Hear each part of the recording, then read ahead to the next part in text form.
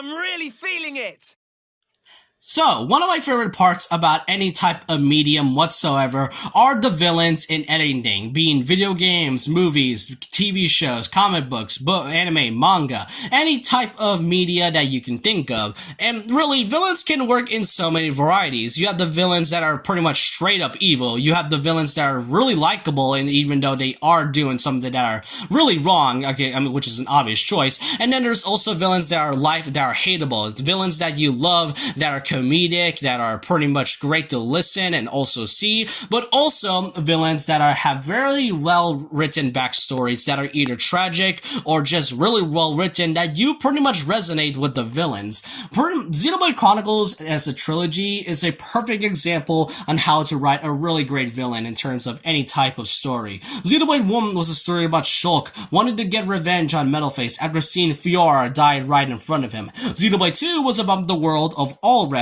where a boy named Rex was seeing titans dying off one by one, and he wants to find out what was the true world and the truth behind what the All-Rest is about. And Xenoblade 3 was about two nations in the world of Ionios going at endless war with each other, and the endless cycle, where a party of 6 was trying to figure out the truth behind the world of Ionios, and to see whether or not their fates and choices can be changed from their own decisions. Xenoblade is a really well-written franchise in terms of their characters, story, but also villains. And these two specific ones I want to talk about is something that I feel like anybody can relate and, resonate with. Those two being Jin from Xenoblade Chronicles 2 and N from Xenoblade Chronicles 3. Now, keep in mind though, is that both of these characters are not exactly the main antagonists. Those go to characters such as Malos and Zed from those specific franchises. But these two specifically are honestly really perfect foils to our main protagonist.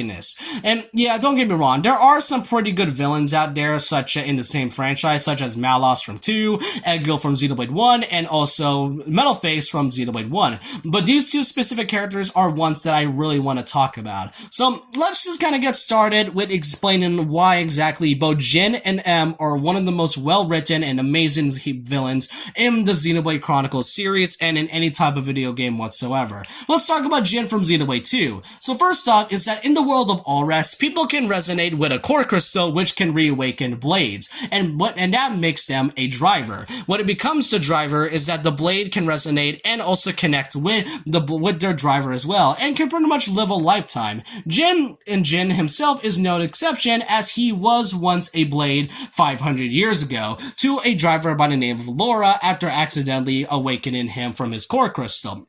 The thing about Jin, though, is that he's the kind of character that really doesn't like to fight. He does fight for the sake of getting commanded by Laura, but these two really have a great healthy relationship, since Jin has been with Laura ever since she was only a child. So it was understandable to see why Jin and Laura have such a great connection with each other. And not only that, the thing about what makes these two so interesting is that both Jin and N both suffer from one thing: loss. With Jin, though, he really doesn't like fighting. However, as the story goes on in Torna, the Golden Country, which is the prequel game that takes place 500 years before the main game, Jin himself was seeing humanity in a different way. He sees the world something more as cruel, and seeing that the drivers pretty much treat the blades like some sort of slaves in some cases. And in the main game, it does show in some cases. There were moments where you actually get to see the driver taking advantage of the blade, because whether it's for evil deeds or for their own benefit. Like, I want to say this, that not all drivers are shown to be kind or good.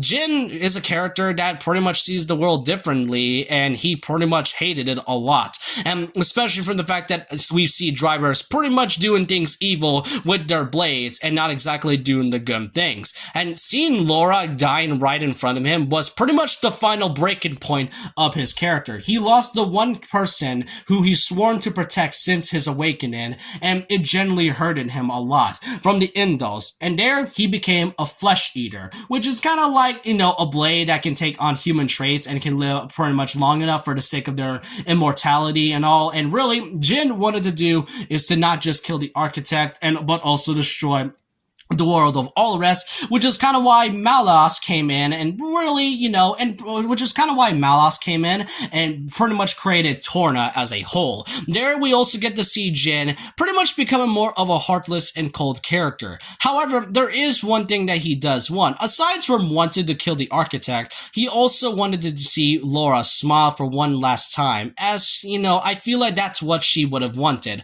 And like I mentioned, Jin is a character that is a really perfect foil to our protagonist, Rex. You see, Rex was the brand new driver of the Aegis, Pyra, and Mithra, and Jin himself, during his moment in Temperantia, was explaining everything about why exactly blades have to be treated like trash, and why do the masters or drivers have to be, the ones commanding anything that are pretty much doing their evil deeds. That's just how he felt and how he solved the world. And when he fought Rex in Tantal, Rex was pretty much losing hope for himself and was really doubting himself of him becoming the driver of the Aegis. But once he fought Jin again and got Pyra and transformed into Numa and all, he then kind of understand Jin a little bit more in Chapter 8.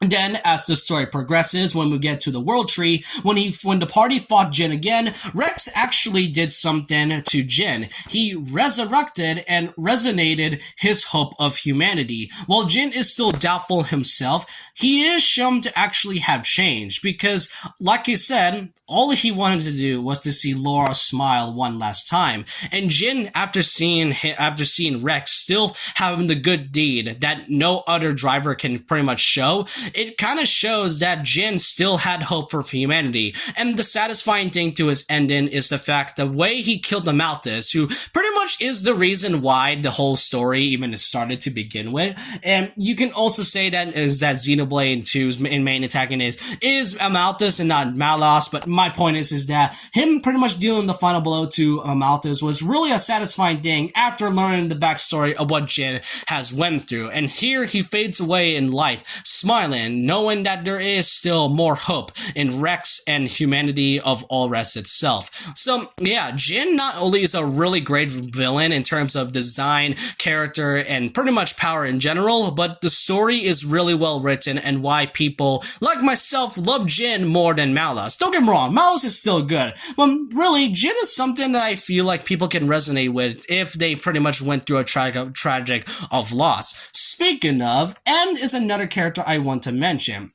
Like I said with Jin, these two characters have a similar written backstory as they suffer from one thing, loss. You see, in Xenoblade Chronicles 3, the world is in an endless cycle, full of endless war and all. M himself actually is the Noah that we used to know. He was the Noah that goes through many different cycles, but he did suffer a lot of loss throughout his entire cycle. Whether it's by dying from Moebius or Zed, or basically dying of old age from their 10 years of term. Another thing that I might mention is that he also wanted to be with Mio. Mio pretty much was, they both have a great healthy relationship. However, them seeing Mio dying from over and over again in this endless cycle, and Noah himself, he tries his best to, he tried his best to live the life with Mio as he wanted to, but all he ever got was nothing more than the same loss. And Zed himself even asked Noah himself on how many times does he have to repeat the same cycle, and that's where N broke. There he was awakened next to Zed, and Zed gave him a really hard choice, whether it is to live the same cycle from all over and over again, or he could have the chance to live with Mio for all of eternity from what she pleases, and pretty much freezes time and humanity itself so Noah can be with Mio for all of his life. Because if he ever becomes a console and then Mio pretty much still being the same person as she is, then Noah doesn't really want to see her suffer as well, which is why Mio was resurrected as M, and Noah, making the choice himself, becomes N and be one of the console members. To me, this is kind of what happens to, this is like I mentioned, N was Noah who went through many cycles, and to be honest, this is honestly one of the choices that Noah could have made if he went went on the wrong path. This whole theme I want to try to, that end story is trying to give us is that be careful on what path you choose, because who knows what kind of wrong things that you will do and what bad path you will be choosing. And N was pretty much going through all of that. He didn't want to see Mio or M suffer through the same thing all over and over again, and he pretty much did what he had to do. He killed the city, killed the people of Ouroboros, all for the sake of being with Mio, and not wanted to just suffer the same loss all over and over again. And as the story progresses in the main game of Xenoblade Chronicles 3, we get to see Noah and N facing off to each other. And like with Rex, N serves as a perfect foil to Noah. Here's the thing, is that N wants to see Noah suffer the way that he suffered, the same loss to Mio, and he was ready to execute him by the end of chapter 5. However, it turns out that Mio was actually M,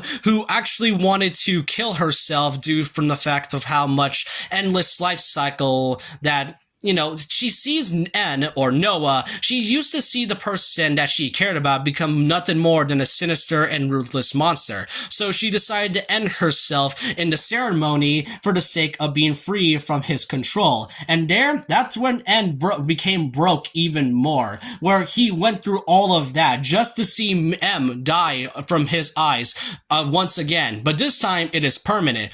And we really thought that Noah and M would be like two sides of the same coin, but after seeing Mio or M dying, N pretty much became nothing more like Noah. He was in despair, and when Noah and the party fought N one last time, it also gave him another resurrect of hope of humanity and fate, but also the choice of what he can be. Because like I said, Noah or N is basically the type of person of what could have happened if Noah went to the wrong path.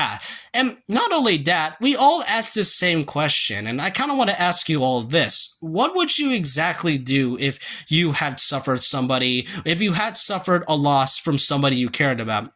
I've lost a few family members all over the years, and I always ask myself that I could have found some way in order to, spend time with them one last time. And the thing is, though, is that you cannot keep on burdening in the past. N was a character that couldn't move on from the deaths of Mio or M from so many deaths in the cycle. So he wanted to stop time, but after seeing Noah and pretty much gave him a more understanding, he